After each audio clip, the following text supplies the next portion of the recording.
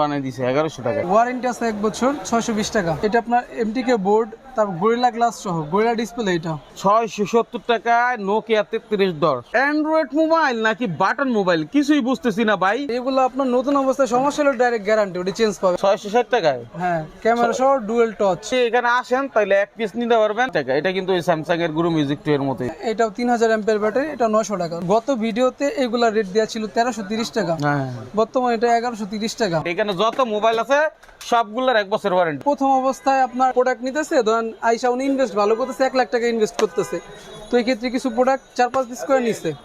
যদি উনি ওই প্রোডাক্ট সেল করতে না পারে, রিটার্ন করতে পারবে উনি।